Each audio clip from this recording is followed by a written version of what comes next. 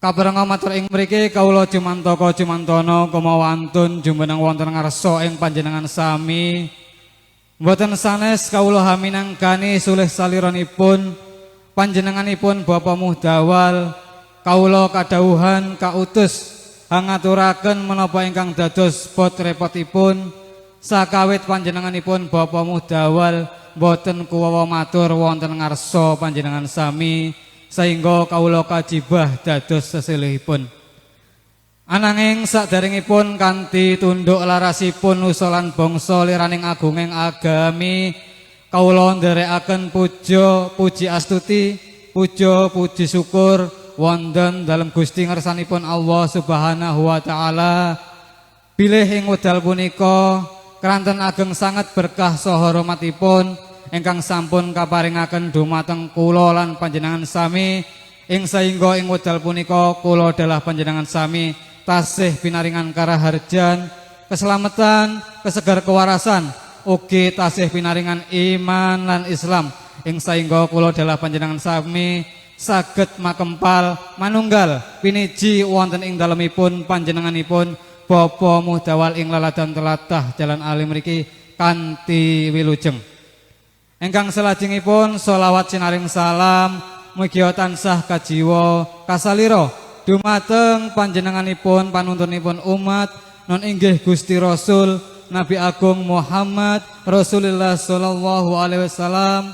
Mugi-mugi kala dalah panjenengan sami tansah pikantuk syafaatipun benjang ngagesang wonten ing zaumil kiamah. Amin ya rabbal alamin. Kabareng matur minangka talang ing atur ingkang hamangkugati nun inggih panjenenganipun Bapa Muhdawal ingkang sepisan ugi hangaturaken sugeng rawuh dumateng panjenengan sami. Bilih panjenengan sami ing wekdal punika sampun nyempataken wedal karaya-raya rawuh marak sowan wonten ing dalemipun panjenenganipun Bapa Muhdawal ing laladan telatah Jalan Alim mriki. Mugia silaturahmi panjenengan sedaya ingkang ketindakaken ing wedal punika tansah dadosaken amal kesenan, amal ibadah dhateng kula lan panjenengan sami ugi katampi dhateng pangersanipun Allah Subhanahu wa taala.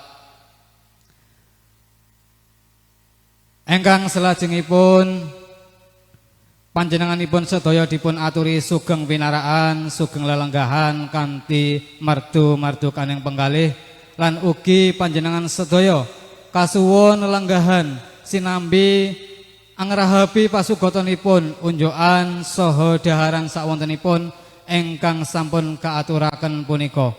Lan ugi panjenengan sedaya ing mriki kasuwun tambahing donga pamuji idi pangestunipun bilih panjenenganipun Bapa Muhdawal badhe andhaupaken putra putrinipun ingkang asesilih nun injih ingkang asmi Roro Ayu Ermi Cahaya putri kakungipun Bapa Muhdawal dalah Ibu Sulasih dawuh kalian Mas Bagus Nanang Ariyanto putra kakungipun Bapa Suparman dalah Ibu Tanti Rahayu. Mugi-mugi calon pinanganten kekalih punika anggenipun nglaksanakaken ijab lan kabul samangke. Mugi-mugi tansah dipun paringana gangsar lancar kanthi boten wonten aral satunggal punapa ugi pikantuk ridhonipun Allah Subhanahu wa taala.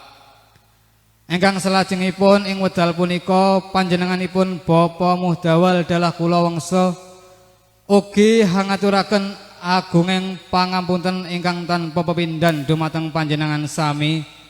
Bilih panjenenganipun Bapa Muhdawal anggenipun nampi panjenengan nampi rawuh sowan panjenengan sami kathah kekirangan, kathah kekilafan. Pramila panjenenganipun Bapa Muhdawal nyuwun agunging pangapunten saageng-agengipun dumateng panjenengan sami. Lan ugi ingkang salajengipun panjenenganipun Bapa Muhdawal ugi hangaturaken agunging panuwun dumateng panjenenganipun sedaya sederek sedulur sanak kadang tangga tepalih mitra petepangan anggenipun kraya-raya sabantu tenaga tuwin pikiranipun panjenenganipun Bapa Muhdawal mboten saged nyukani piwales punapa dumateng panjenengan sami hanamung donga pamuji mugi-mugi panjenengan sedaya pikantuk piwales saking Allah Subhanahu wa taala kalebet amal ingkang sae pikantuk lelintu ingkang sakrajuk. Amin ya rabbal alamin. Para bapak, para ibu, kakung putri wilenggah sedaya ingkang satuhu dahat kinurmatan. Makaten menggah atur pangbagya harja ingkang saged kawula aturaken minangka talanging basa saking ngersanipun panjenenganipun Bapa Muhdawal. Mbok bilih anggen kawula matur milai awal ngantos akhiripun wonten sastra basa ingkang kirang tata, kirang trep, kirang leres saha kirang lurus.